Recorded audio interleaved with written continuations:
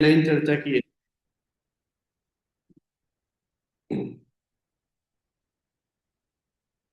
एक मनुष्य के लिए भगवान को पाने के इस पूरे मार्ग को क्या कहते हैं बताओ पहले। जीरो से लेके चल चल के भगवान तक पहुंचना, इस पूरे मार्ग को क्या कहते हैं? अलग अलग पड़ाव आते हैं इसमें, बताओ।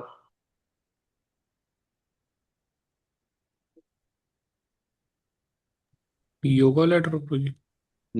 योग योग बोलते हैं ना, बताया था ना कल। इसमें सबसे नीचे वाली सीढ़ी का नाम क्या है?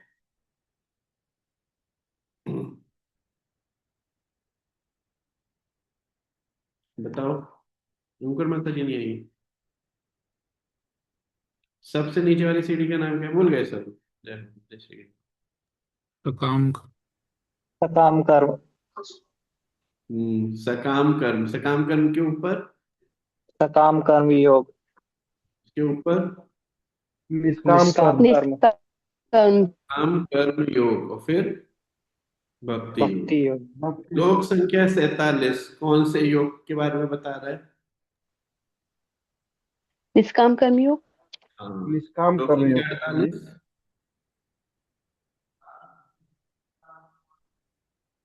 वो भी निष्काम कर्म। निष्काम कर्म योग के बारे में। ये भी निष्काम कर्म योग के बारे में। 53वें श्लोक तक सब निष्काम कर्म योग के बारे में है। 53वें श्लोक तक जो भी बात चलेंगे निष्काम कर्म योग। अब इसका अंतर में बहुत गहराई से कल में बता दिया था। ठीक है। तो एक प्रश्न पूछ लेते हैं, उससे और क्लियर हो जाएगा। निष्काम कर्मयोग और भक्ति योग में क्या अंतर है? हम्म, तो जी निष्काम कर्म योग में बताओ बताओ। निष्काम कर्म योग में हम अपने लिए सोचते हैं और उसका भोग भगवान जी को लगा देते हैं, और भक्ति योग में पूरा पूरा भगवान की इच्छा के अनुसार ही करते हैं। ना, निष्काम कर्मयोग में भगवान ही होते हैं, भक्ति में भी लेकिन भगवान। अंतर क्या होता है? लेकिन भक्ति योग में भगवान को क्या पसंद है क्या नहीं पसंद है उस अकॉर्डिंग बनाते हैं। हाँ। निष्काम में हमें जो पसंद होता है उस अकॉर्डिंग चलते हैं। निष्काम, जैसे एक उदाहरण ले लेते हैं इसके लिए।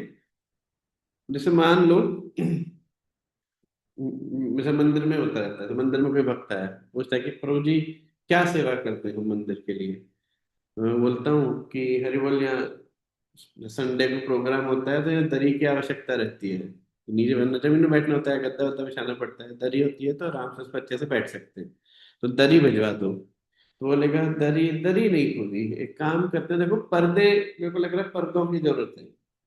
बोला अरे बोल दरी की ज्यादा जरूरत है, पर्दों की है लेकिन इतनी नहीं है, पहले दरी की है। बोला ना जी, मैं पर्दे लेके आना चाहता हूँ भगवान के लिए। तो जाएगा दुकान से हाई क्वालिटी के फर्स्ट क्लास पर्दे लेके आएगा और पूरे पूरे उसमें टांग देगा, हाई क्लास पर्दे। तो बताओ क्या ये सेवा भगवान की करना चाह रहा था कि नहीं? हाँ, भगवान के करने कौन से अपने घर के लिए ला रहा था, मंदिर के लिए लेके आया। और बड़ी निष्कामता थी, एकदम हाई क्वालिटी, सब कुछ एकदम बढ़िया, जो बेस्ट हो सकता था वो लेके आया। लेकिन गड़बड़ क्या था इसमें? चुनाव क्या करना है ये मैं डिसाइड करूँ, भगवान नहीं। समझ पा रहे हैं? और भक्ति मतलब आप बताओ क्या आवश्यकता है, मैं वैसा करूँ, ऐसे बोलते हैं। ठीक है। ठीक है।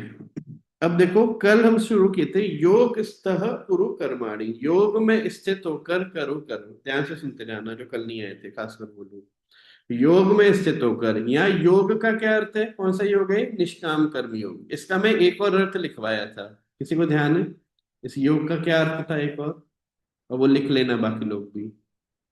योग का क्या अर्थ लिखवाया था मैं कल? संयमित इंद्रियों से भगवान का चिंतन करते हुए सेवा करते। हाँ, संयमित इंद्रिय द्वारा भगवान का चिंतन करते हुए सेवा करना योग कहलाता है। इंद्रिय भी संयमित होनी चाहिए और चिंतन भगवान का होना चाहिए। जैसे उदाहरण देता हूँ, जैसे मेरे एक रिश्तेदार थे, वो ना के बराबर थोड़ा खाते थे, उसमें भी ऐसे नहीं को नींबू चाट मसाला भी नहीं, बहुत लिमिटेड खाते थे, और ऐसे कुछ भी दे दो खा लेते, उनको ऐसे कुछ नीड नहीं था। अब पंखा चला दो तो ठीक, ना चलाओ तो ठीक, मतलब कैसी भी व्यवस्था में वो बढ़िया से रह लेते थे। लेकिन और वो रोज सेवा करते थे सुबह ठाकुर जी की। उसे रोज दिया दिखाते थे, सब मंदिर साफ कर सब करते थे। लेकिन कभी भी आप उनके पास बैठ जाओ, उनका एक उनसे आप प्रश्न सब कुछ वो बात करेंगे। तो मान लो आपने बोला कि मैं LIC में काम करता हूँ। LIC, हाँ यार हमारी भी एक LIC है, बड़ी टेंशन रहती है हमको, LIC का पैसा आ तो जाता है ना टाइम से। तो बस सही से बताइए, वो देख मेरा दिल रखने के लिए सही से बताइए, LIC का पैसा टाइम पर आ जाएगा ना? जैसे मान लो अब कोई डॉक्टर आ गया, डॉक्टर उनके जैसे सामने टकरा गया, बोले और ठाकुर जी कैसे हैं? तो बोलेंगे कि हाँ, मतलब कि हम डॉक्टर हैं। आप क्या काम करते हैं ना? हम डॉक्टर हैं। अच्छा यार ये बता, मेरे को ना बड़े दिन से यहाँ पे दर्द रहता है, दर्द दर्द बोलते हैं, दर्द बड़े टाइम से यहाँ दर्द रहता है, दर्द। बोलो ना ना, वो ऐसे ही आपको लग रहा होगा, कोई दिक्कत सब पड़ेगा। बोलो ना यार, रहता है, सच में रहता है। मतलब उनके दिमाग में हमेशा ये चलता रहता था कि क्या समस्याएं चल रही है, ऐसा ना हो जाए, वैसा ना हो जाए, ये चिंता वो चिंता। कुछ भी काम करो चलते, इतना ही नहीं, कभी कभी से हम लोग दिया कर रहे हैं, मान लो बगल में से कोई निकल के चला गया, अरे वो देखियो देखियो मेरा मोबाइल बजा तो नहीं था, देखियो कोई फोन तो नहीं आ रहा है। तो देखो संयमित इंद्रियां हैं लेकिन गड़बड़ क्या है, चिंतन भगवान का नहीं हो रहा है चिंतन हो रहा है किसी और चीज का। जैसे योग नहीं बोलेंगे, योग मतलब समझ रहे हो, इंद्रियां भी संयमित हो। संयमित इंद्रिय मतलब आंखें भगवान को देखने की इच्छा करें, इधर उधर मोबाइल पे इंस्टाग्राम फेसबुक नहीं देखती है वो। कान भगवान के विषय में सुनने की इच्छा करें, टाइम से 8 बजे सब आ जाए, इसको बोलेंगे कान संयमित है। ये नहीं कि लगे गाने सुन रहे हैं, उधर बॉलीवुड के कुछ म्यूजिक चल रहा है, फोन पे गप चल रहे हैं, इधर उधर बातें चल रही हैं, उसका मतलब कान संयमित नहीं है। संयमित मतलब उत्साह है भगवान के विषय में सुनने का। ऐसे जीवा सिर्फ प्रसाद खाए और कुछ नहीं, मतलब पता चल रहा है कि ये भगवान को भोग नहीं लगा है, तो जैसे ही पता चल रहा है कि भगवान को भोग नहीं लगा है, तुरंत जीव की इच्छा अपने आप ही बंद हो जाएगी, ना फिर नहीं खाएंगे। और अगर मान लो रस मलाई है, भगवान को भोग लगी है, पा लेंगे बहुत अच्छा, लाओ लाओ हमको भी खिलाओ, लेकिन पता चल जाए मान लो करे तो भगवान को भोग नहीं लगी थी, और तुरंत उसमें से रस चला जाना चाहिए कि अरे यार फिर नहीं खाएंगे। सोच पा रहे हो? जैसे आप देखना, छोटा बच्चा माँ के साथ जब चिपका हुआ रहता है, आप उसे खिलौने दे दो, खिलौनों से खेलता रहेगा, देखा है आपने? वो देखेगा भी नहीं माँ की तरफ, खेलता रहेगा। लेकिन माँ चुपचाप कमरे से बाहर चली जाए और उसे पता चल जाए कि माँ चलेगी, सारे खिलौने फेंक के मार देगा और तुरंत भाग जाएगा माँ के पीछे। होता है कि नहीं होता है ऐसा? तो वो हर समय आश्रय माँ का ले रखा है, भले ही वो और कामों में लगा है, खा रहा है, पी रहा है, गृहस्थी चला रहा है, सब काम कर रहा है, लेकिन उसकी सारी इंद्रियां एब्जॉर्ब हैं, या मतलब ऐसे वो लगी हुई है भगवान से जुड़े हुए कुछ कार्य करने में। समझ पा रहे हैं बात? आंख नाक, इसे बोलेंगे संयमित इंद्रियों द्वारा। ये नहीं कि मोमोज के ठेल के पास निकले, नेक रोके आज जरा एक प्लेट पैक कर दी, ये सब नहीं। सारी इंद्रियों को संयमित करते हुए, अब चिंतन भगवान के करते हुए जब आप कोई कार्य करोगे तब वो योग कहलाएगा। अब उसमें चाहे आप भगवान से युद्ध ही क्यों ना कर रहे हो, जैसे भीष्म पितामह भगवान से युद्ध कर रहे हैं, और वो भक्ति है, वो ऐसे नहीं कि राक्षसता है, भक्ति है, वो महाजनों में सबसे ऊपर आते हैं, सबसे अच्छे महाजन आते हैं। ऐसे आप देखो नारद मुनि, नारद मुनि के कंस ने बोला देवकी को कि देखिए बालक होता ना पहला, तो कंस क्या देवकी के पास कि लाओ ये बालक उनको दो, तो वसुदेव वचन के बद्ध थे तो बालक दे दिए। तो कंस के हृदय में ऐसे एक करुणा आ गई कि नहीं यार देखो 8वां बालक है, मतलब वो वास्तव में हमारा काल है, इस बालक को मार के मैं क्या करूंगा, तो वापस लौटा दिया था और आ गया वापस अपने महल में बैठ गया। अब नारद मुनि गए पीछे पीछे, कंस से मिले, कंस बताया कि मैंने वो बालक वापस कर दिया। उन्होंने कहा, पागल क्या किया, ये क्या किया तूने? बोला भाई विष्णु की चाल को मैं समझ नहीं सकता, क्या पता ये पहला वाला ही आटा हो। वो हाथ में एक फूल की पत्ती और लेके गए, फूल लेके गए थे, तो पत्तियां होती है ना ऐसे ऐसे, उससे मुझे बता उसमें 8वीं पत्ती कौन सी है अब भाई गोल है वो मतलब कहीं से गिनो तो कोई सी पत्ती भी 8वीं बन सकती है। और बस वो कंस की बुद्धि फिर गई, दोबारा क्या भागा भागा उसने देवकी के उसमें क्या बोलते हैं जेल में बच्चा उठाया और फिर डैरी पे पटक के मार दिया। वो ये यार नारद मुनि कैसे व्यक्ति है ये? तो नारद मुनि भगवान की बाह्य मन है, भगवान कराना चाहते थे, इसलिए इसकी बहुत पीछे से लीला चलती हुई आ रही है। वो 8 जने भी कोई विशेष व्यक्ति थे जो इस तरह से मरे थे कंस के हाथों। तो नारद मुनि भगवान की उस योजना का कार्य करे, सोच पा रहे हो? मतलब क्रिया उतनी महत्वपूर्ण नहीं है, महत्वपूर्ण क्या है, इंद्रिय संयम में तो भगवान का चिंतन करते हुए कार्य किया जाए, वो योग बन जाए। समझ गए? अब चाहे वो आपका जैसे नौकरी हो, बच्चों को पढ़ाना हो, व्यवसाय करना हो, कुछ भी हो, कोई भी सरकारी कोई काम हो, कुछ भी हो, वो सब योग बन जाएगा। तो योग स्तः कुरु कर्माणि, ऐसी स्थिति में रह के कर्म करना। अदरवाइज मान लो आप एक यज्ञ में भी बैठे हो लेकिन चिंतन भगवान का नहीं है, चिंतन है हे प्रभु हमारे लड़की की नौकरी लगा दो स्वाहा, हे प्रभु हमारी लड़की का ब्याह कर दो स्वाहा। मंत्र तो कुछ और चल रहा है लेकिन अंदर से आवाज यही आ रही है स्वाहा। तो वो भी योग नहीं कहलाएगा, वो सकामता बन जाएगी। देखने में क्रिया लगी हो रही तो बड़े धार्मिक व्यक्ति है, पंडित जी बहुत अच्छे व्यक्ति हैं, वो कितना धार्मिक है। धार्मिक बस मंत्रों में दिखाई देगा, हृदय में भगवान देखते ही है कि क्या बोल रहा है। हमारे एक आचार्य रहे हैं गौर किशोर दास बाबा जी महाराज, उनके पास एक व्यक्ति आया कि बाबा जी मैं आपकी शरण लेना चाहता हूँ, पैर पकड़ लिए उनके, बाबा जी मैं आपकी शरण लेना चाहता हूँ, बाबा जी करता रहूँ। तो बोले कि ठीक है उधर बैठो और गौरा गौरा जप करो, गौरा गौरा गौरा। तो बिठा दिया उसको, जब तक मैं मना ना करूं तब तक जप करते रहना। तो ठीक है बैठ गया, गौरा गौरा गौरा गौरा गौरा। फिर बोलते रुको, मैं तुमको बोला ना गौरा जप करो, ये क्या बोल रहे हो तुम, गौरा बोलो, गौरा गौरा गौरा। तो ठीक है बाबा पादरी गौरा गौरा ही तो बोल रहा हूँ, देखो दोबारा बोलता हूँ मैं, गौरा गौरा। चुप, गौरा नहीं बोल रहे हो तुम, पैसा पैसा बोल रहे हो, ठीक से बोलो गौरा गौरा। एक्चुअली वो बोल तो गौरा रहा था और गौर की सुनवाई वो सिद्ध व्यक्ति थे, ये मन पढ़ लेते थे। तो अंदर आया था कि अगर साधु की कृपा मिल जाएगी तो समृद्धि आ जाएगी। तो अंदर चल रहा था पैसा पैसा पैसा पैसा बाहर बोल रहा था गौरा गौरा गौरा। तो बोले कि ना भाई ये नहीं चलेगा। तो योग स्तः कुरु कर्माणि, अर्थात योग में स्थित होकर यानी अपनी इंद्रियों को संयमित करके भगवान का चिंतन करते हुए कर्म करना, उसे कहते हैं योग स्तः कुरु कर्माणि। क्या ये बात समझ में आ गई? अब ये ऐसे नहीं है ठीक है प्रभु जी आज आपने फॉर्मूला बता दिया वह कल से शुरू, ऐसे ही एकदम से नहीं होगा, प्रयास करेंगे लेकिन रोज नहीं होगा। उसका सबसे अच्छा तरीका कृपा जी बताते हैं, अपने दिनचर्या में सबसे मुख्य समय आप जप को देना शुरू करो, जप और विग्रह से। ईमानदारी से बताना है, कितने लोग सुबह सुबह ठाकुर जी को प्रणाम करते हैं, दिया दिखाते हैं, ईमानदारी से बताना सब। झूठ प्रभु जी मैं तो बोल- यहीं से करती हूँ श्राप दिला नियमित रहा हूं। रूप से। हाँ ठीक है सब लोग करते हैं ये बहुत होता है बेटा, श्राप लग जाएगा झूठ बोलोगे तो। ठीक है नहीं करते तो सब करना शुरू करो, सुबह नहाओ, भगवान को प्रणाम करो, तुलसी पत्ती, तुलसी का गमला हो घर में तो एक तुलसी पत्ती भगवान को अर्पित करो और माला लेके बैठ जाओ सुबह के समय। और जप करो, लंबे समय तक बैठ के जप करो। जो लोग 16 माला करते हैं सुबह वो तो बेस्ट है, जो 16 से कम करते हैं कम से कम 8-10 माला बैठ के करो। आप देखना पूरे दिन आपके दिमाग में से भगवान घूमते रहेंगे। कोई भी चीज देखोगे, जैसे आप आम खरीदने जाओगे तो स्वतः आपके अंदर से इच्छा है कि यार अच्छे आम लूंगा ये भगवान को अर्पित करूंगा। तो कई बार क्या होता है ना, वो बोलता है 20 रुपए किलो है, ये 30 रुपए किलो, मतलब क्या अंतर है, ये थोड़े से दबे हुए हैं और ये एकदम बढ़िया वाले हैं। तो आपको पता है कि ये भगवान को अर्पित होंगे तो 30 रुपए किलो वाले खरीद दोगे। पहले तो अपने हिसाब से खरीद लेते थे, तो जो जैसे सेट बैठ रहा है वैसे। समझ पा रहे हो बात? आप कॉन्शियस हो जाओगे कि मैं ये सेवा भगवान के लिए कर रहा हूँ, ये स्वतः होने लगेगा, अलग से करना नहीं पड़ेगा।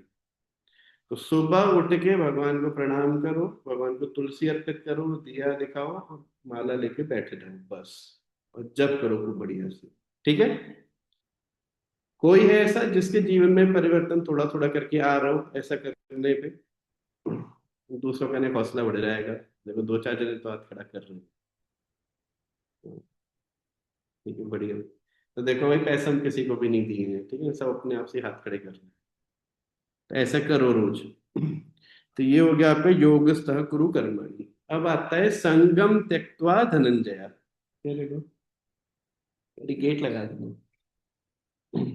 संगम त्यक्त्वा धनंजया, संगम का अर्थ में क्या लिखा था बताओ?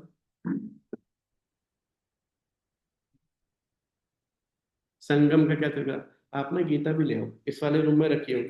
अपेक्षा अपेक्षा को प्रभु जी। त्यागना, राग द्वेष हाँ, को त्यागना। राग द्वेष इत्यादि अपेक्षाओं को त्यागना, उसे बोलते हैं संगम त्यक्त्वा धनंजय। राग द्वेष अर्थात मुझे क्या अच्छा लगता है और क्या नहीं लगता है। जब हमारे विचारों में ये बात बहुत भारी होने लगती है, मैं कोई डिसीजन लेना चाहता हूँ, उदाहरण के तौर पे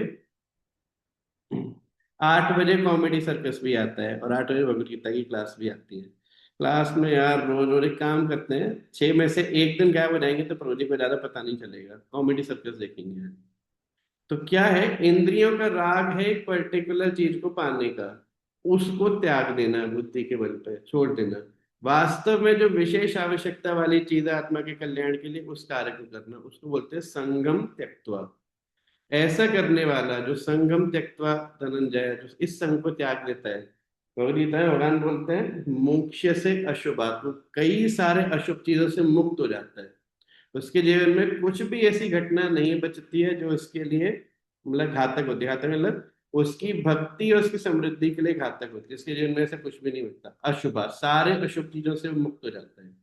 तो हमको ये ध्यान रखना चाहिए कि जब भी हम कोई डिसीजन लें, राग द्वेष से परे होकर लें। कल मैं इसमें बहुत डिटेल में समझाया हूँ ऑलरेडी। त्यक्त्वा, छोड़ दो उसको। अब आ जाओ आज की लाइन पर। सिद्धि असिद्ध्यो समो भूत्वा समत्वम योग उच्यते। पहले 6 अध्याय का अगर आपको कंक्लूजन निकालना हो कि क्या बोलना चाह रहे हैं भगवान पहले 6 अध्याय में, तो इस लाइन को मार्क कर लो। ये लाइन कंक्लूजन है पहले 6 अध्याय में। ये 6 अध्यायों में से क्या था जो हमको एक निष्कर्ष निकालना, बोले भाई एक श्लोक बताओ 6 अध्याय में जो पूरे 6 अध्यायों का कंक्लूजन बता दे। तो ये है वो, सिद्ध सिद्ध समो भूत्वा समत्वम योग उच्यते। ठीक है। सेम बात भगवान दूसरे अध्याय के 37वें श्लोक में भी कही, वो भी हम देखेंगे। तो देखो, सिद्धि असिद्धि, सिद्धि असिद्धि किसे बोलते हैं इसको पकड़। सिद्धि असिद्धि अर्थात जो फल की अपेक्षाएं आप कर रहे थे वैसा मिल जाए उसे बोलेंगे सिद्धि। और असिद्धि अर्थात जो फल की अपेक्षाएं आप कर रहे थे बिल्कुल उल्टा हो जाए उसे बोलेंगे असिद्धि। जैसे बच्चा पढ़ाई किया सोच के कि मैं क्लास में फर्स्ट आऊंगा, और अब वो फर्स्ट आ जाए तो उसको क्या बोलेंगे, उसकी पढ़ाई की सिद्धि होगी। और मान लो फेल मार जाए, असिद्धि। ठीक है ना। इस सिद्धि असिद्धि की स्थिति में क्या हो जाना चाहिए, समान रूप से देख पाए व्यक्ति। अब कोई कहे कि भाई क्लास में फर्स्ट आना और क्लास में फेल हो जाना, आप बोल रहे हो कि ये तो कोई फर्क नहीं, एक ही बात है, तो ये तो एक व्यक्ति को आलसी बनाने जैसा हो गया। फर्स्ट आने के लिए मेहनत करनी पड़ेगी, फेल आने के लिए मेहनत नहीं करनी है। एक्चुअली इसमें कर्म के ऊपर बल नहीं दिया गया है। कर्म तो कैसा करना है, कर्म तो पूरी ईमानदारी से करना है। वो मैं कल बताया था, कल ही परसों वाली क्लास में बताया था। जो हमको कोई भी क्रिया करनी है, जैसे मान लो किसी माता को भोजन बनाना है, घर में मेहमान आए हैं और तो सोचा कि भाई हम केक बना के खिलाएंगे सबको। तो मुझे बताओ, इस केक को बनाने की जो क्रिया है इसमें क्या अपेक्षाएं नहीं रखनी है और क्या कर्तव्य करने, क्या मैंने एग्जाम्पल दिया था, किसी का ध्यान है? कैसे वो हाई क्वालिटी का कर्म बनेगा अगर मान लो से किसी के लिए कुछ भोजन बनाना है तो। जैसे फल की इच्छा मत करो, तो उसमें फल क्या है, क्या कैसा भी कुछ भी सामान डाल दो बस बना दो उसको, बोला फल की इच्छा मत करो, अच्छा बना बुरा बना भगवान की इच्छा पे हो। मैंने अपना काम कर दिया, कुकर में सामान डाल के रख दिया, जैसा बने सो बने, वो भगवान की इच्छा थी। ये सही है क्या, सिद्धांत ये माता ऐसे करना शुरू कर दे। पति बोले कि ठीक है भाई अब से हम नौकरी पे नहीं रहेंगे, घर बैठेंगे अपने आप से, भगवान चाहेंगे तो सैलरी आ जाएगी, भगवान चाहेंगे तो नहीं आएगी। तो देखो, सिद्धि या सिद्धि का अर्थ क्या है, आपको अपनी ईमानदारी से पूरा प्रयास करना है, लेकिन प्रयास ही करना है। उसके बाद जैसा भी होगा उसे भगवान द्वारा भेजे गए फल को स्वीकार कर लेना है। इसे बोलते हैं सिद्धि असिद्धि में सम होना। चाहे आपने जैसा प्रयास, जैसे मान लो माता ने भोजन पूरी ईमानदारी से बहुत अच्छे से बनाया, खीर बनानी चाहिए और खूब जबरदस्त बन गई, खूब बढ़िया बढ़िया, मतलब पूरा प्रयास करके बनाया। अब कोई बोल दिया कि अरे यार इसमें तो चीनी थोड़ी कम रह गई है ना। कुछ लोग ऐसे जो कम मीठा खाते हैं, बोले ऐसा तो बहुत चीनी हो गई, ये तो चाशनी लग रही है। कुछ होते हैं मतलब चीनी बहुत तेज खाते हैं, बोला यार तो फीकी फीकी लग रही है। अब एक ही घर में सब तरह के लोग रहते हैं, अब कोई बोलेगा चीनी कम है, कोई बोलेगा चीनी ज्यादा है। तो इन दोनों बातों में वो सम हो जाए, बोला भाई हमने अपनी बुद्धि से पूरे प्रयास से बना दिया, भगवान को भोग लगा दिया, इसके बाद तेल लगा। जिसको जैसा लगे वैसे खा ले। हमने अपनी ईमानदारी, उसमें आलस नहीं दिखाया, कर्म करने में आलस नहीं दिखाया। उसका जो फल आ रहा है उससे अपेक्षाएं नहीं करी है कि कोई हमारी तारीफ करे, या कोई हमारी बुराई कर दिया तो ऐसे कैसे बुराई कर दिया, अंदर ही अंदर कुड़ रहे हैं।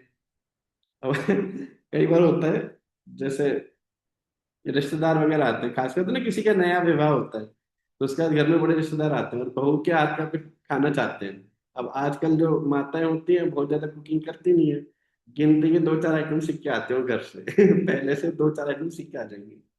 अब भाई मान लो कोई चेन्नई की लड़की है, उसका विवाह हो रहा है मान लो बिहार में, तो कल्चर डिफरेंस, सब डिफरेंस होता है ना। अब बेचारी दो चार आइटम, मान लो कुकिंग अच्छी भी आती होगी तो भी बिहार की आइटम तो बनाना नहीं जानती होगी।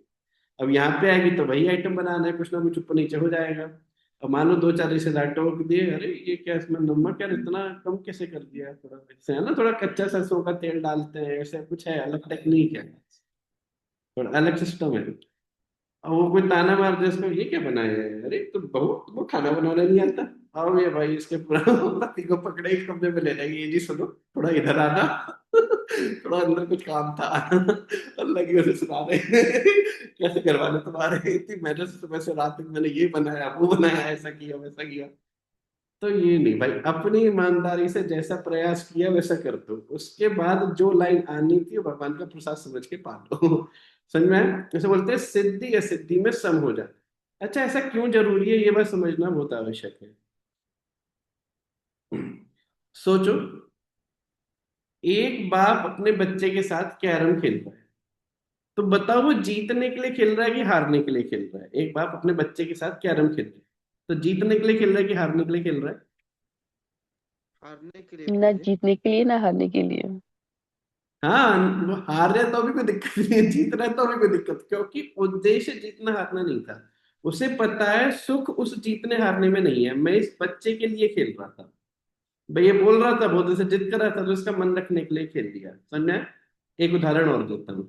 ये एजेंट होता है ना, जैसे रॉ का एजेंट होता है, बोले यहाँ से इंडिया से एक व्यक्ति पाकिस्तान के किसी मिलिट्री में जाके घुस जाएगा, पाकिस्तान का कोई व्यक्ति इंडिया की मिलिट्री में जाके घुस जाएगा। अब मेरे बताओ, इंडिया का एक व्यक्ति है पाकिस्तान के मिलिट्री में जाके घुस गया, अब वहां उसे मेडल मिले या ऐसे, मतलब कुछ कुछ भी उसके साथ ऐसे घटित हो रहा है, लोग उसे तारीफ करते हैं, उसके फिर बुराई करते हैं, उसको उस बात से फर्क पड़ रहा होगा। उसका मुख्य उद्देश्य क्या है? उसका मुख्य उद्देश्य है उधर की इंफॉर्मेशन इधर पहुंचाना, यही है ना। टारगेट उसे क्लियर है कि हम भाई अपने पिताजी की तरफ से आए हैं और वो एक पर्टिकुलर कार्य करने के लिए आए हैं। अब यहाँ पे मेडल मिले ना मिले हमको कोई चिंता नहीं है, मिल जाए तो ठीक, ना मिले तो ठीक, तो बस वो वहां पर काम कर रहा है। बोले भाई इधर चले जाओ, उधर चला गया, इधर चले जाओ, उधर चला गया, तो कर रहा है। देखो मुख्य उद्देश्य कुछ और है, समझ पा रहे हैं बात? तो सिद्धि असिद्धि अर्थात इस बात को बहुत गहराई से पकड़ना। इस संसार की किसी भी वस्तु में आपको संतुष्टि देने का सामर्थ्य नहीं है। आप सोचो कि मेरे जीवन में ऐसी घटना घट जाए तो मैं बड़ा सुखी हो जाऊंगा, एक्चुअली किसी भी स्थिति में इतना सामर्थ्य नहीं है कि आपको सुखी दे दे। जो भी घटित होगा वो आपके प्रारब्ध अनुसार होगा। इसलिए एक बुद्धिमान व्यक्ति, खासकर जो शास्त्र में विश्वास रखता है, वो इस बात को पकड़ लेता है। वो क्या करता है? ईमानदारी से कर्म करता है और भगवान को फल देता जाता है, और जो रिएक्शन संसार द्वारा उसे दिया जाता है उसे अपने प्रारब्ध के रूप में भोग लेता है। और मतलब उसका उद्देश्य क्या होता है, उसे पता है इसमें मिलने वाला सुख और दुख टेम्पररी है, थोड़ी देर का है, आज है कल चला जाएगा। लेकिन जो कार्य करने के लिए मैं ये शरीर लिया हूं वो कार्य परमानेंट है, इसलिए हर समय उसका उद्देश्य भगवत प्राप्ति बना रहती है। जैसे बाप अपने बच्चे के साथ कैरम खेल रहा था, उसको पता है कि मुख्य उद्देश्य जीतना हारना नहीं है। जीत गए तो ऐसा कभी दिखाएगा, हाँ देख बेटा मेरी गोटी चली गई, और देख भाई ये चला गया, तो मान लो उसके लड़के ने क्वीन निकाल ली, अरे वो पूरा एक्सप्रेशन दिखाएगा भी, अरे देख ये निकल गया, फिर बाद में बेटा भी रुक जा, भी मैं दिखाता हूँ। लेकिन उसका उद्देश्य ना हारना नहीं, जो सब एक्टिंग कर रहा है बढ़िया से अपने बच्चे का हौसला अफजाई के लिए, उसका उद्देश्य कुछ और है। उसी तरह से कोई व्यक्ति संसार में जो रह रहा होता है, उद्देश्य उसका क्लियर होता है, हमको इन ज्ञान को अपने जीवन में उतार के भगवान का अनुभव करना है, उन्हीं को पाना है। बाकी सब चीजें संसार में रहते हुए बस किसी तरह कर देनी है, अपने प्रारब्ध अनुसार हमको फल मिल जाएगा, ईमानदारी से हमको अपने अपने कर्म करते रहने। ये बात आ रहा है समझ में? तो सिद्धि असिद्धि अर्थात आपके जीवन में अनुकूल हो जाए या प्रतिकूल हो जाए, आप इस विषय में बहुत ज्यादा चिंता करते नहीं हो। मान लो कोई गिफ्ट आपको ये गिफ्ट नहीं काम करते, क्या उदाहरण है?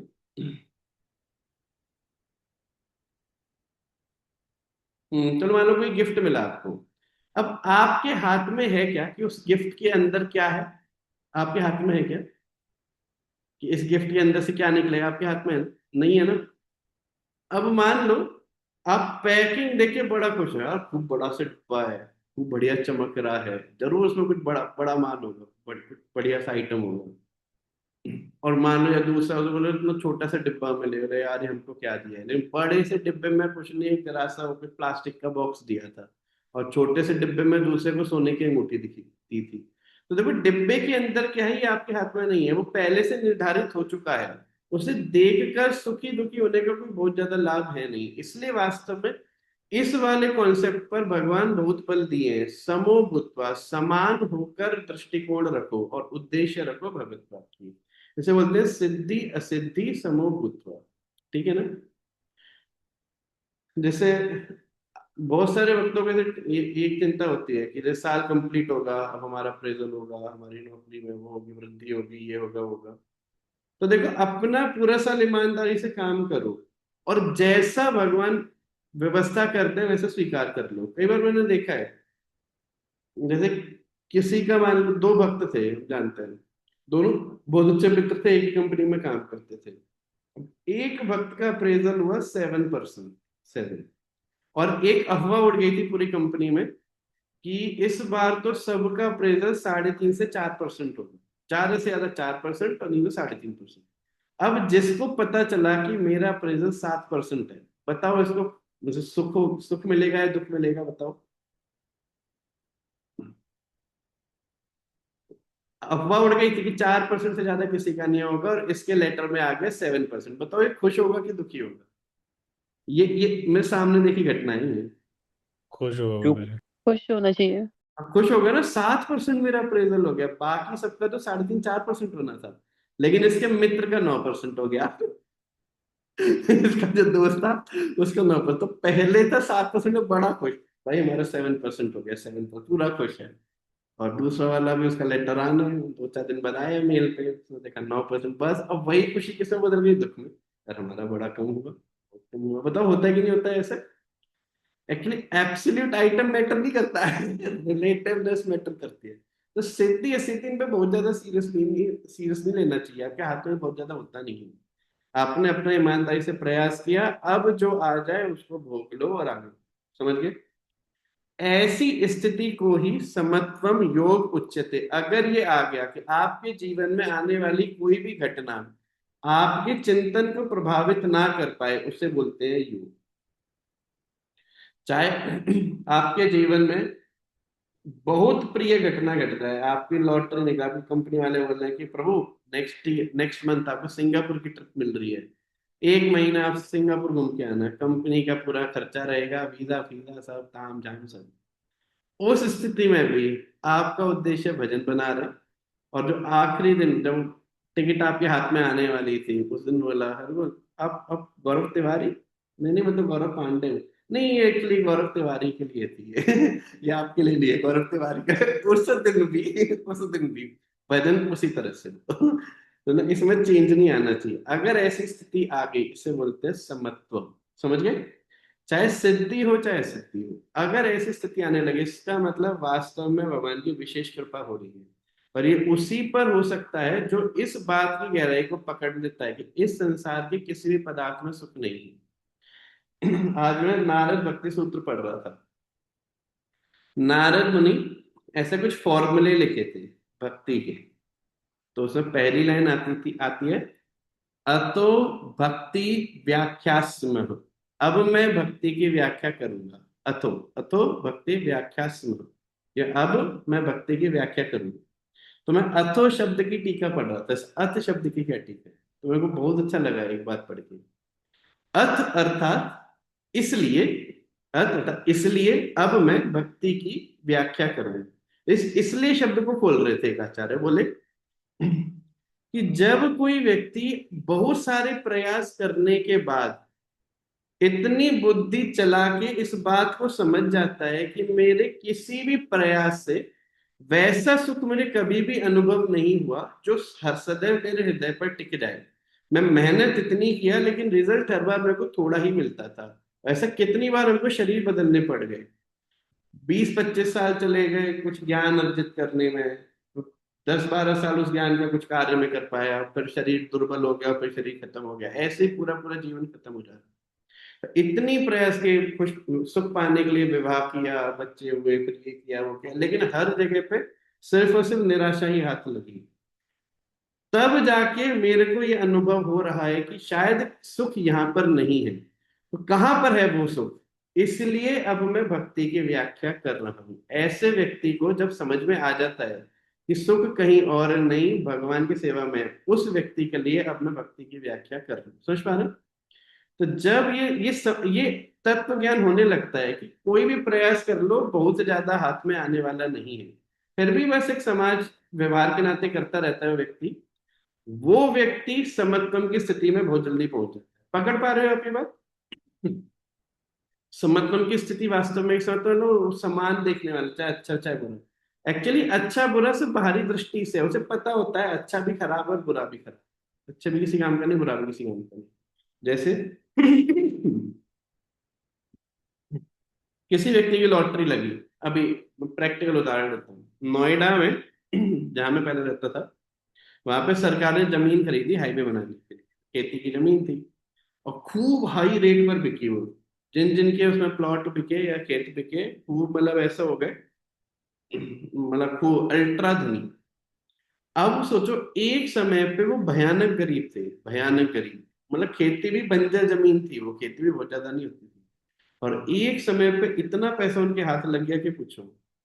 अब क्या है, उनके बच्चे देखे कि पिताजी का अगर खूब पैसा आ गया, तो सब घर में कम से कम 2 या 3 गाड़ियां हैं, और बच्चे गाड़ियां दौड़ाते हैं। वहां आए दिन पूरे गांव में किसी न किसी की गाड़ी का एक्सीडेंट होता रहता है, कभी इसका लड़का मर गया, कभी उसके लड़के का पैर टूट गया, कभी इसकी बाइक उसे उधर ठोक दी, कभी वो वहां नाली में पड़ा मिला। ये चलता रहता था। सारे बच्चों में सारी बुरी आदतें लगी हुई हैं, वो चरस पीना, गांजा पीना, सिगरेट पीना, तंबाकू खाना, ये सब आते हैं। मैं बच्चों में नहीं, सारे पुरुषों में मैक्सिमम। उसके बीच में हमारा मंदिर था, ऐसे लोगों के बीच में हमारा मंदिर था, और किसी दिन तो हम यहाँ भजन करते थे तो चटने से ऐसे नाचते झूमते हुए आते थे उसमें, कभी कभी कीर्तन में। ऐसी स्थिति थी। अब आप मुझे बताओ कि वो जो वैभव उनके हाथ में लगा, बताओ उनके दुख का कारण बना कि नहीं बना वास्तव में? पहले भी दुखी थे और उन्होंने सोचा कि पैसा मिल जाएगा तो बड़े सुखी रहेंगे, लेकिन फिर दुखी हो गए। एक्चुअली इस संसार की कोई भी स्थिति आपके अंदर सुख सुख का विधान बना नहीं सकती। वो बस इंस्टाग्राम की फोटो में दिखाई देता है, और कहीं नहीं। जो व्यक्ति वो कश्मीर में जाके से फोटो खिंचा रहा है, उससे पूछना कि कितनी दुर्गति हुई थी वहां तक जाने में, कितने जान में बेचारा फंस के गया क्या क्या उसके साथ हुआ, कहाँ टायर पंचर हुआ, खाने को कुछ मिला नहीं मिला, पर वो फोटो दिखाई दे रही है कि बड़ा सुखी है वो जाते समय और आते समय का रास्ता नहीं है। पिक्चर में भी ऐसे दिखाएंगे, बड़ी मेहनत करके फाइनली वो लड़का उस लड़की को क्या विलेन के यहाँ से छुड़ा के ले आए और शादी हो गई, उसमें लिख देंगे हैप्पी एंडिंग। अरे भाई आगे का तो दिखा दे पहले तो ये पूरे रास्ते में दुर्गति हुई, अब विवाह के बाद भी बहुत ज्यादा लाभ उसको होने वाला है नहीं दुर्गति का टाइप बदल जाएगा बस, लेकिन होगी वही। तो बहुत ज्यादा बदलाव नहीं होता है। जो इस बात को अपने हृदय में गहरा लेता है कि हाँ वास्तव में सही बात है, कुछ और मार्ग है जो मुझे पकड़ना चाहिए, तो शास्त्र बताते हैं, ऐसी स्थिति को समत्वम दो। वो व्यक्ति बहुत जल्दी समत्वम की स्थिति में चला जाता है। बताओ भाई, अब आए बात समझ में, समत्वम किसे कहते हैं? चाहे अच्छा हो चाहे बुरा, भजन नहीं छोड़ना है, इसे बोलते हैं समत्वम। आपकी अप्रेजल लग रहा है 150% या 9% निकाल दे रहा है, भजन नहीं छोड़ना है, एज इट इज बने रहना चाहिए। सुबह जितने बजे उठते हैं उतने बजे उठेंगे, माला करेंगे और आगे ये कार्य करेंगे बुद्धि से, ऐसे डटे रहेंगे चाहे कुछ ही हो जाए। शरीर में बुखार आए या शरीर स्वस्थ हो, जो आपकी दिनचर्या पर प्रभाव नहीं पड़ना चाहिए, समझते। उनके गुरु महाराज को एक बार देखे थे, उनको बहुत तेज बुखार था, ऐसा नापा तो नहीं है लेकिन ऐसे छुआ था, 102 103 बुखार तो रहा हो। उसके बाद भी वो 12:30 बजे उठ गए ना। वो सेम शेड्यूल, मतलब शेड्यूल में थोड़ा भी डिफरेंस नहीं कि 1 घंटा थोड़ा ज्यादा सो लें, थोड़ा आराम कर लें, टिक लें, कुछ नहीं। हमको लगता है 9:30 10 बजे सोए होंगे, 12:30 बजे उठ गए, स्नान करते ही अपना जप करना शुरू कर दिया। 4 घंटे खड़े खड़े जप करते हैं वो, खड़े खड़े में बैठते नहीं है, बैठते ही झपकी आने लगती है तो ऐसे नींद सी आ जाती है, तो खड़े खड़े जप करते हैं। फिर आरती किए 1 घंटा खड़े खड़े पूरा भगवान की सेवा किए, फिर आके उनके पास विग्रह है उनकी सेवा किए, उसके बाद क्लास दिए 1 1.5 घंटा। उसके बाद कुछ वक्त आए हुए थे तो वृंदावन में मानने का पहले से प्रोग्राम बना हुआ था, तो उन सबके साथ वृंदावन घूमने के लिए गए थे अलग अलग स्थान पे। फिर शाम को आए, शाम को शायद दोपहर में, सॉरी दोपहर में 15 या 20 मिनट कुछ रेस्ट किए होंगे, हल्का फुल्का कुछ खाए थे, बहुत थोड़ा, मुझे लगता है शायद ऐसा कुछ वो क्या बोलते हैं उसे? उपमा, उपमा खाए थे थोड़ा सा बस। फिर शाम को फिर क्लास लिए, फिर अपने विग्रह को शयन कराया, फिर शायद 8:30 या 9 बजे वापस अपने कक्ष में जाके फिर विश्राम कर लिए, फिर अगले दिन 12:30 बजे उठ गए। मैंने कहा, देखो बताओ कहाँ है बुखार? बुखार आए, बुखार चला जाए, और बुखार की टेंशन है, उनको भी फर्क नहीं पड़ता, वो ऐसे ही चले जाते। इसे बोलते हैं समत्व। तो आपके जीवन में हमारा इतना नहीं हो सकता, लेकिन बहुत ज्यादा बदलाव भी ना है। मतलब एक दिन सुबह जब बच्चे हैं तो उठ रहे हैं 4 बजे, बुखार हुआ तो 9 बजे। ये जो ड्रास्टिक डिफरेंस आता है, ये सब नहीं होना चाहिए। हमारे जो संकल्प है वो बने रहे, चाहे कैसी भी स्थिति हो, उसे बोलते हैं समर्पण। ठीक है। अब दूसरे अध्याय का 37वां श्लोक और निकालो, 237। देखो वो भी यही बात करते हैं। ऐसे 6 श्लोक है भगवद गीता में, दो मैं आपको बता दूं। दूसरे अध्याय का 37वां श्लोक, कोई पढ़ना।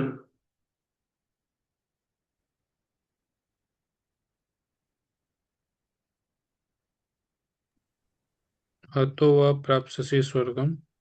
ना, इसके पीछे वाला पढ़ो, उसमें आएगा जया जयो, लाभा लाभो जया जयो, आगे पीछे ही होगा ये। दुःख दुःख समय कृत्वा लाभ लाभो जयाच। कौन सा नंबर है ये? 38। हाँ, 38। सुखे दुखे समीकृत्वा लाभा लाभो जया जयो, आगे।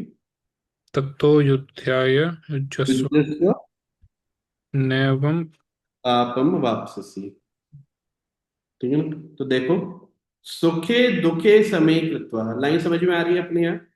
सुखे दुखे समय कृत्वा, क्या अर्थ होगा इसका? सुख दुख में समान होकर, लाभ लाभ जया जय, लाभ हो चाहे अलाभ यानी हानि हो जाए, जय हो जाए चाहे पराजय हो जाए, जया जय। ततो युद्धाय युज्यस्व, अर्जुन को बोल रहे हैं कि युद्ध में युक्त रहो, आप अपने काम में युक्त रहो। भाई कोई टीचर है तो टीचिंग में युक्त रहो, कोई शिक्षक है, कोई ऐसे मतलब डॉक्टर, डॉक्टर में युक्त रहो, कोई फौजी है तो फौज में युक्त रहो, वो अपने कार्य में युक्त रहो। युद्धाय युज्यस्व न एवं पापम अवाप्स्यसि, ये बहुत जरूरी लाइन है, इस पर पूरा लगा लेना। पाप कब लगता है? जब आप किसी क्रिया में फल की अपेक्षाएं करते हैं, तब पाप लगता है। जब बिना अपेक्षाएं के उसी काम को करोगे, कोई पाप नहीं लगेगा। उदाहरणार्थ, अगर आप सैलरी पाने के लिए नौकरी कर रहे हैं, इस भाव से पैसा आएगा खूब घूम, पैसा आएगा खूब घूम, इसलिए नौकरी कर रहे हैं, तो भले ही घूमने जाओ या ना जाओ, पाप शुरू हो चुका है। घूमने चले जाओगे तो और बढ़ जाएगा। सिर्फ ये सोचने मात्र है कि मैं पैसा इकट्ठा कर रहा हूँ दुबई जाने के लिए, घूम के आऊंगा बढ़िया से, बस वहीं से शुरू हो गया पाप, हम वापस पाप लगेंगे। और वहीं पर ठीक है, जो आएगा भगवान की सेवा में लगाएंगे, घर में जितनी आवश्यकता है उसमें लगाएंगे, कहीं भी इधर उधर फालतू अपने इंद्रियों पे खर्च नहीं करेंगे, सारे पाप से बच जाओगे वही। चाहे इस क्रिया के दौरान आपसे अनजाने में भी पाप भी हो, जैसे मान लो गाड़ी चला के जा रहे हैं, तो गाड़ी के नीचे चींटियां आई होंगी ना मरने, कई बार कुत्ता टकरा जाता है, छिपकली ऊपर से गाड़ी चली जाती है। या इतना छोड़ो, आप खाना बनाते हो किचन में, आलू वाले, आलू तो निकालिए साइड में, गर्म पानी का क्या करते हो फिर? टड़े, नाली में कौन था आपको पता है? कोई कॉकरोच घूम रहा था बेचारा, अपनी फैमिली के साथ पिकनिक मना रहा था। गर्म पानी का झरना बहा दिया उधर से, सारे के सारे अस्थि और सहित बह गए। तो आपके शाही पनीर के लिए, आपके दम आलू के लिए बेचारी कॉकरोच की फैमिली स्वाहा नहीं हो गई, पाप लगना नहीं चाहिए। लेकिन वहीं उसको ना करके आप लोग जाके भगवान के लिए बनाए, तो वो कार्य, वो सारा का सारा कर्म किस पर ट्रांसफर हो गया? भगवान पे, आप कुछ के। इसी तरह मान लो कि नौकरी इसलिए नहीं कर रहा कि हमको दुबई घूमने आने दो, उसमें झूठ भी बोलना पड़ता है, चोरी करनी पड़ती है, बहुत सारे सब उल्टे काम करने पड़ते हैं, कई सारे अनजाने में अपराध हो जाते हैं, तो उसका कोई पाप लगेगा नहीं, वरना लगेगा। जो फल भोगता है उस पे पाप चला है, बिल वही देता है ना जो खाता है। वे रेस्टोरेंट में वेटर लेके आया है बनवा के, लेकिन लाया किसके लिए? आपके लिए, तो बिल कौन देगा? आप दोगे। समझ में आ रहा है? जो फल भोगेगा वही बिल भरेगा। तो पाप को कौन भरेगा? जो उस फल को भोगेगा। भगवान को दे दो फल, बच जाओगे। समझ में आया? ऐसे। तो पाप, जैसे ही आप किसी भी कर्म में अपेक्षा करोगे कि हमारा बड़ा लाभ हो जाए इससे, काश ऐसा हो जाए, बस समझो पाप शुरू। ठीक है जी। तो ये हो गया श्लोक संख्या 48। अब आ जाओ 39वें श्लोक पे। किसी का प्रश्न तो नहीं है यहाँ पे? पूछो। हरे कृष्णा। तो जी मतलब ऐसा कोई बीच की स्टेट भी होती है कि मतलब अपने लिए भी नहीं कर रहे और भगवान के लिए भी नहीं कर रहे? 0 से 1 के बीच में ऐसे ही चल रहा होता है। हम अभी यही है। ऐसा नहीं कि कोई काम पूरा पूरा अपने लिए कर रहे हैं, और ऐसा भी नहीं कि कोई काम पूरा पूरा भगवान के लिए कर रहे हैं, क्योंकि बुद्धि आना शुरू हो गई है। तो जैसे हमारी जो बहुत गाढ़ी इच्छाएं थी वो हमारी कम हो गई है, वो ये कि नहीं हुई है? जैसे मान लो किसी ने सोच के रखा था कि भाई मैं, जैसे मान लो मांसाहार करना छोड़ दिया, शराब पीना छोड़ दिया, नहीं गाढ़ी इच्छाएं तो कम कर दी ना। जो बिल्कुल भोग वृत्ति की इच्छाएं थी वो तो सारी खत्म हो गई हैं। अब बीच में कहीं जाके फंसे हुए हैं। कुछ कुछ अपेक्षाएं रखे थे बचपन से, जब पैदा हुए थे पढ़ाई कर रहे थे, पूरी अपेक्षा थी ना कि मैं कोई कंपनी बनाना है, मेरे को ये फलानी नौकरी हासिल करना है, मैं अपने घर को ऐसा बनाना चाहिए, ये अपेक्षा पहले से चलती हुई आ रही थी। अब उनके साथ हमारा अटैचमेंट होता है, आसक्ति होती है। हम अपने बच्चे को आईएएस अफसर बनाना चाहते हैं, ये आसक्तियां होती हैं। लेकिन मन में है, बुद्धि में ये बात बैठना शुरू हो गई है कि यार ये अच्छा नहीं है। बोलो, हो रहा है कि नहीं हो रहा है सर? ये वाली स्थिति हो रही है कि नहीं हो रही है? इधर इच्छाएं हैं वो खींच रहे हैं कि यार ये काम कर, बुद्धि बोल रही है ना ये इच्छाएं नहीं रखेंगे, तो ये बीच की स्टेट में आ चुके हैं। अब ऐसे भजन करते रहेंगे, मन कमजोर हो जाएगा और बुद्धि के बल पर समत्व की स्थिति आ जाएगी, मतलब फिर नहीं हो गई। हम बीच में हैं। उसी अनुपात में पाप और पुण्य का फेर भी लगता है, जिस अनुपात में हमारी इच्छाओं में प्रगाढ़ता है। तो जी जैसे कोई अगर डिटैच होके कर रहा है, मतलब फैमिली को अगर, मतलब लेकिन भगवान को पिक्चर में नहीं रख रहा, तो मतलब डिटैचमेंट आएगी नहीं वरना। कई होते हैं ना कि मतलब भगवान को तो नहीं जानते लेकिन बस अगर ड्यूटी है कि इनके लिए मुझे करना है तो कर रहे हैं। ना, वो आलसपना होता है। डिटैच में विरक्ति आ ही नहीं सकती जो व्यक्ति भक्त नहीं है। भक्ति जहां होती है वहीं पे दो चीजें और मिलती हैं, ज्ञान और वैराग्य। बिना भक्ति के ज्ञान और वैराग्य नहीं आ सकता। तो चला जाएगा थोड़े समय में। एक्चुअली उसे स्वाद नहीं आ रहा है, वो डिटैचमेंट नहीं है, उसका स्वाद कुछ और था। जैसे मान लो एक लड़का एक लड़की से प्रेम करता था, अब उससे विवाह हुआ नहीं है, घर वालों के प्रेशर में किसी और से शादी कर ली, तो उसे लगेगा कि भाई वो अपनी पत्नी से बहुत है, हम अब पत्नी से आसक्त नहीं है, तो ऐसा लगेगा। ऐसा एक वक्त था हमको मिला, वो बोलता था कि हम अपनी पत्नी से बहुत ज्यादा आसक्त नहीं है। तो धीरे धीरे धीरे हमको समझ में एक्चुअली इसकी हिस्ट्री है। इसकी जगह अगर वो होती तो भयंकर आसक्त होता है। एक्चुअली सॉकेट उस मतलब अपना जो चार्जर है ऐसे सॉकेट में लगा दिया, उसमें करंट नहीं है, तो उसे लग रहा है कि हमको, हम मतलब विरक्त हो चुके हैं। विरक्त नहीं हुआ है एक्चुअली। मतलब जो इसका सेंस ग्रेटिफिकेशन वाला जोन जो चीज थी वो उसे मिली नहीं है। वो एक कहावत भी होती है, morality is the lack of opportunity, सुने? Morality is the lack of opportunity. बोला ईमानदारी तभी तक है जब तक सामने मौका नहीं है, मौका आएगा तब बता देंगे। जब तक मौका मिल नहीं रहा है तो फिर ईमानदारी दिखाएंगे। तो उस व्यक्ति जो भगवान का भक्त नहीं है और डिटैच दिखाई दे रहा है, उसके सामने अभी उसके अनुरूप सेंस ग्रेटिफिकेशन आया नहीं। उसकी जो इच्छाओं वाला है, जिस दिन आ जाएगा फिर। जैसे गुरु जी अगर कोई मतलब किसी के लिए कुछ कर देता है तो फिर उसके लिए ग्रेटफुल होके अगर उसके लिए कोई कार्य करे तो ये किस में आता है? हाँ, मतलब ये अच्छा है। अगर वो भक्ति के रूप में देखे कर रहा है तो शुद्ध भक्ति में आ जाएगा, और जैसे भक्ति भगवान के लिए कर रहा है। में और नहीं? अगर अभक्त मान लो माता पिता के रूप में कर रहा है तो ये भी निष्कामता में आएगा। निष्कामता कर्म योग नहीं, निष्काम कर्म, ये भी अच्छा होता है। कर्म योग नहीं है ये, लेकिन निष्काम कर्म में आएगा, ये भी निष्काम, अच्छे से। निष्काम कर्म भी कोई सीढ़ी होती है क्या मतलब? हाँ, सीढ़ी नहीं होती है। निष्काम कर्म योग में जब भगवान केंद्र में नहीं होते तो वही काम निष्काम कर्म बन जाता है। जैसे आरएसएस वाले भाई घर छोड़ दिए, विवाह भी नहीं करते, अपना ऐसा बड़ा सिंपल से जीवन जीते, किसके लिए? समाज के लिए। तो निष्काम कर्म है ये, निष्काम कर्म योग नहीं है।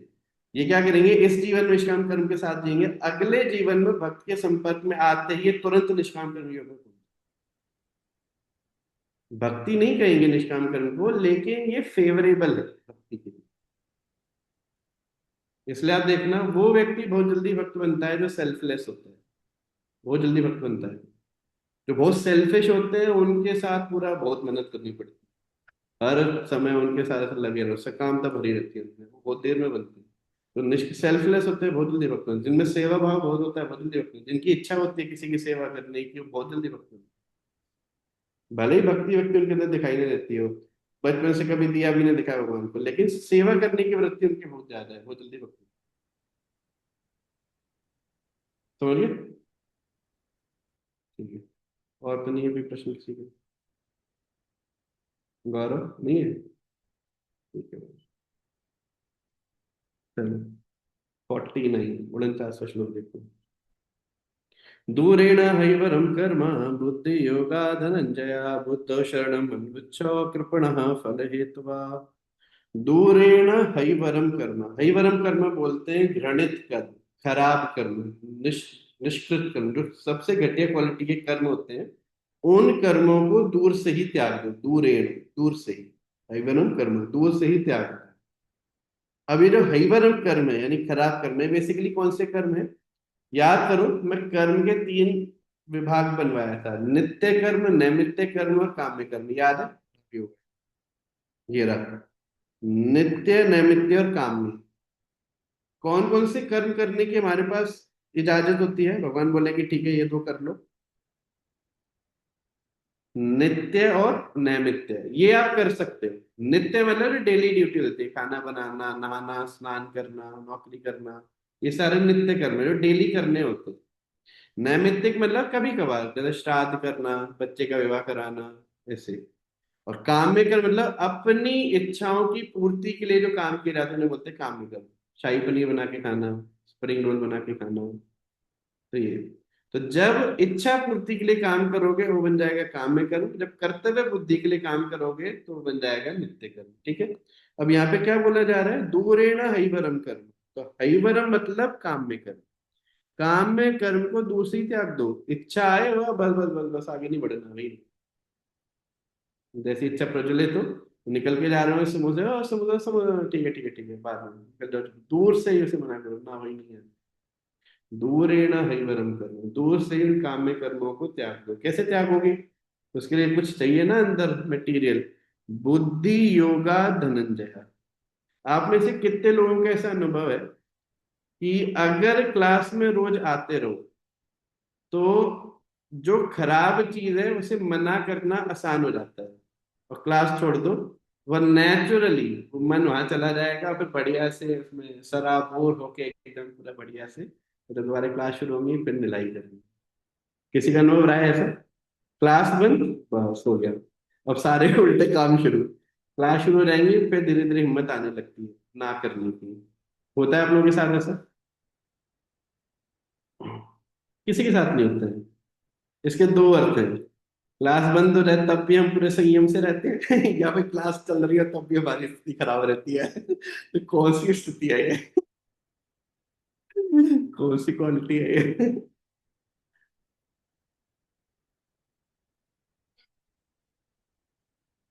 होता है प्रभु, मतलब हाँ, जैसे भक्तों के संग में भी रहते हैं ना, तो हमें शक्ति मिलती है कि गलत चीजों पर मना करने का एक बार रहता है।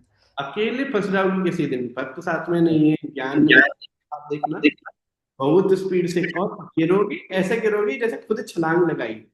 एक तो होता है कोई धक्का दे दिया बेचारे का, ऐसा लगेगा कि जानबूझ के मैं खुद वो काम किया हूँ जानबूझ के। एक्चुअली क्या है, जब आप अकेले होते हो तो 5 इंद्रियां, तो जो 5 घोड़े एक व्यक्ति को पकड़ के खींच रहे हैं, आसान है उसके लिए बचना। 5 घोड़े, इंद्रियों को घोड़ों से कंपेयर किया गया, 5 घोड़े एक व्यक्ति को पकड़ के रस्सी बांध के खींचे जा रहे हो, तो सोचो क्या दुर्गति होगी उसकी। अकेले में वैसा होता है, और जब भक्तों के संग में होता है तो इधर घोड़े हैं लेकिन उधर भी कोई है, थाम के रखा हुआ है। जब भगवान पकड़ लिए मान लो लगाम घोड़ों की, तो तब थाम के रखा हुआ है, कोई समस्या नहीं।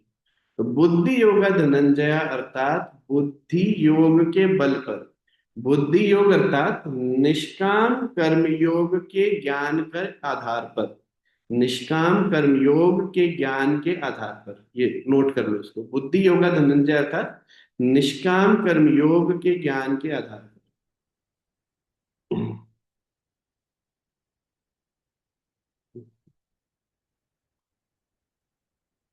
तो इसमें मुख्य है ज्ञान। जब तक उसका रेगुलर डोज जाता रहेगा, आपकी हिम्मत बढ़ती रहेगी, सक्षमता बढ़ती रहेगी। जिस दिन बंद किए, देखो ऐसा ऐसा धराशायी हो गए। लगे यार कुछ पढ़े भी थे, बोला, हाँ यार कुछ कुछ था तो प्रभु जी कह तो रहे थे, लेकिन ठीक है थोड़ा थोड़ा चलता है।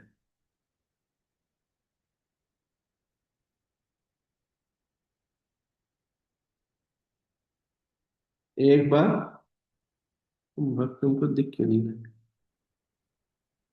एक भक्त हमको एक बार एक मैसेज किया, वो बोले कि प्रभु जी आप बहुत मना करते हो, बार बार बॉलीवुड के गाने मत सुनो, ये चाट पकौड़ी मत खाओ, ये मत करो, वो मत करो, बहुत मना करते हो।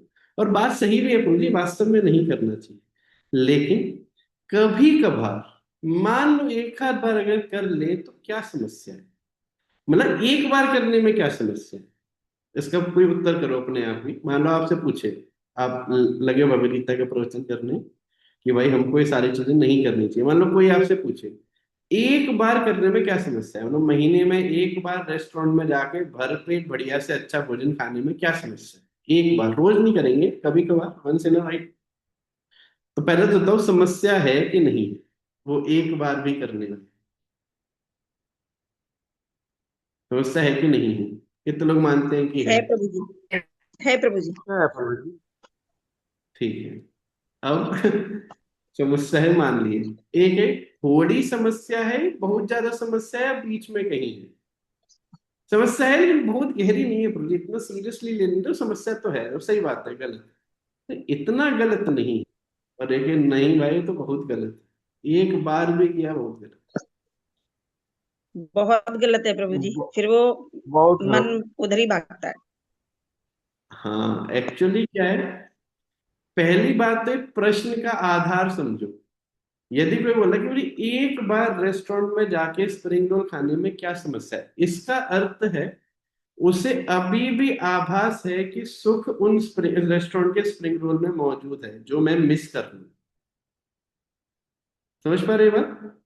ये एक ऐसा सुख का जरिया है जो मैं मिस कर दे रहा हूँ इन सब के चक्कर में, और उस बाकी सब लोग पा जा रहे हैं, मेरा छूट जा रहा है, तो अब भी ये भ्रम है। समस्या यहाँ पे छिपी हुई है। अब आप क्या करोगे, मान लो अपने इंद्रियों को सेम किया, आपने बड़ी मुश्किल से अग्नि जलाई, उसमें कहीं जंगल में बैठे थे बेचारे, किसी तरह घास पत्ती इकट्ठा करके थोड़ी सी अग्नि जलाई, उधर जली नहीं के ऊपर से पानी डाल दिया, चप। अब बताओ, फिर दोबारा जलाने में मेहनत लगेगी कि नहीं लगेगी? आप एक बार जिन संकल्पों को आप रोज पालन कर रहे थे, किसी भी एक दिन अगर आपने तोड़ा, आप देखना अगली बार तोड़ना ज्यादा आसान हो जाए। किसी के साथ हुआ है? जैसे मान लो रोज 16 माला कर रहे हो बहुत अच्छे से, किसी एक दिन 16 से 4 माला कम कर दी, मतलब 12 कर दी, आप देखना अगले दिन ही, अगले दिन मन बोलेगा ठीक है यार 12 भी बहुत। फिर 10, 8, 6 और 0 बहुत टाइम नहीं लगेगा पहुंचने में। ना क्या रोज 16 माला करना, 16 माला करना है, एक दिन छोड़ दो, एक दिन छोड़ना, देखना वो दिन बहुत जल्दी जल्दी आने लगेगा। और फिर कभी कभार दिन आएगा जब 16 माला होगी। पहले कभी कभार वो दिन आ रहा था जब 16 माला छूट रही थी, अब कभी कभार होगा 16 माला होगी। ऐसे मान लो आपने संकल्प किया हम चाय नहीं पियेंगे, कभी चाय नहीं पियेंगे, ठीक है ना, लेकिन हम यार दोस्तों में पहुंच गए और बढ़िया से खुशबू आ रही है उसमें अदरक की और इलायची की, और पूरा कढ़ा हुआ दूध उसमें डाला जा रहा है, क्या ठीक है एक बार पीने में क्या समझ, बस देखना वो पिए और वो फ्रीक्वेंसी बढ़ने वाली है दोबारा बहुत जल्दी। क्योंकि जिस रस को आप खत्म करने का प्रयास कर रहे थे, आपने दोबारा इंद्रियों को लगा दिया, अब आप रोक नहीं पाओगे उसको, फंस जाओ। समझ पा रहे हो? इसलिए यदि छोड़ दिए हो तो एक भी दिन किया वही घातक है, वो सुसाइड है, और कुछ नहीं, वो सुसाइड है। आपके भक्ति में वो सुसाइड है। वहीं से देखना गड़बड़ होना शुरू हो जाएगा। कोई है इसका भुक्तभोगी? देखिए बोलिए हुआ है, हमारे साथ हुआ है। कोई हिम्मत वाला हो जो हाथ उठा पाए, हुआ तो सबके साथ होगा। जी प्रभु जी। स्टार्टिंग में मेरे साथ होता था, लेकिन मैं क्या करता, अपने आप को पनिशमेंट देके बढ़ा देता था डबल। जब हाँ, मैंने ये सबसे अच्छा तरीका है। 2 से स्टार्ट की थी, फिर मैंने एक बार छूट गई तो मैंने कहा अब 4 करूंगा, अब छूट गई तो ये फिर ये सबसे अच्छा तरीका है, हमको ध्यान है। 2000, ये वाला एग्जाम्पल ले लेते हैं। एक्चुअली सबसे अच्छा तरीका है, यदि किसी कारणवश कभी गलती से कोई नियम टूट जाए, 16 में से मतलब 15 रह जाए, 14 हो जाए, या गलती से कहीं फंस गए, या एकादशी दिन किसी गलती से कुछ खा लिया, कुछ है संकल्प टूट रहे हैं, अपने आप को कोई हैवी पनिशमेंट देना, देखना मन ठीक हो जाएगा, फिर अगली बार दोबारा नहीं बोलेगा। हिम्मत करके मान लो माला छूट गई, अगले दिन जितनी छूटी है उसकी डबल और कर लेना। मान लो 2 माला छूटी थी, तो 2 के बजाय आप 4 माला एक्स्ट्रा कर लेना, देखना मन अपने आप ही याद दिला देगा, "ए भाई तेरी माला छूटी है, कर ले भाई कर ले।" रात से पहले अपने अपन बता देगा आज माला छूट रही, कर ले, कहीं कल पता इलाज जाएगा हमारा। समझ पा रहे हैं? ऐसी मान लो गलती से कुछ चाय वाय के लिए कुछ हो गया, अब कुछ ऐसा है कि भाई अब ठीक है, आज के दिन उपवास कुछ नहीं खाएंगे। किसी दिन मान लो सुबह आपने संकल्प किया कि सुबह में इतने बजे उठेंगे, वो नहीं उठ पाए, उस दिन लेट हो गए, बोला आज पूरे दिन में बस एक ही बार भोजन करें, कर ले बेटा, और अगली बार अपने आप आँख खुल जाएगी, देखना। और अगर आप नहीं करोगे, ढीले पड़े रहोगे, तो मन आपके स्तर को गिराता चला जाएगा, नीचे बिल्कुल नीचे, और वो धराशायी कर देगा, खत्म, स्वाहा। क्या बोलते हैं उसको, नील बटे सन्नाटा। ठीक है ना सब, बिल्कुल ऐसे, ये बहुत अच्छा तरीका है। इसे 5वें स्कंद में पश्चाताप बोलते हैं। मतलब इसके नाम पे ऐसे नहीं कि ठीक है यार आज एक माला छोड़ते हैं, कल देख कर देंगे 2 माला, मतलब क्या उसमें दिक्कत की बात है। इसके नाम पर नहीं करना है, लेकिन कभी ऐसा हो तो अपने को कुछ हैवी पनिशमेंट देनी चाहिए, उससे व्यक्ति बच जाता है। ठीक है। हाँ, तो प्रश्न था उसका मैं उत्तर कर रहा था, बस अब मैं इसको कंप्लीट कर रहा हूँ। किसी भी एक दिन आप अपने इन विषय रूपी संकल्पों को तोड़ने की अगर सोच रहे हो, आप देखना उसमें बहुत घातक होने वाला है। इसलिए यदि कोई नियम ठान लिया है, उसको जीवन पर्यंत पालन करते रहो, यदि भगवान की प्राप्ति करनी है तो। विषय की प्राप्ति करनी है तो फिर तो कोई बात है ही नहीं, इतना बढ़िया से मौज करो, अगले जीवन में उसी विषय में युक्त आपको शरीर मिले। आपकी बड़ी इच्छा से खाना खाने कुछ खाने वाने की होती है, इधर उधर के चटकारे लेके, तो अगले जीवन में हलवाई के घर में जन्म लोगे। थोड़े ठीक ठाक कर्म रहे तो हलवाई का बालक बन जाना, नहीं तो उसके यहाँ जो चूहे घूमते रहते हैं वो तो बन ही सकते। आइटम को बढ़िया बढ़िया मिलेंगे खाने को। ये पक्की बात है, इच्छाएं सारी पूरी होंगी, 8वें अध्याय में पढ़ेंगे हम ये सिद्धांत। भगवान किसी भी आपकी जिस भी इंद्रिय का वेग होता है, भगवान उस इंद्रिय के वेग को जरूर पूरा करते हैं, ऐसा जन्म जरूर देंगे, कर्मानुसार शरीर देंगे, इंद्रिय मिलेंगी इन वेगों के अनुसार। किसी को जैसे चुगली सुनने की बड़ी इच्छा है, ऐसा कोई शरीर देंगे इसको सुनने की क्षमता बहुत हाई होती है। जो भी जानना कुछ होते हैं उनकी सुनने की क्षमता बहुत हाई होती है।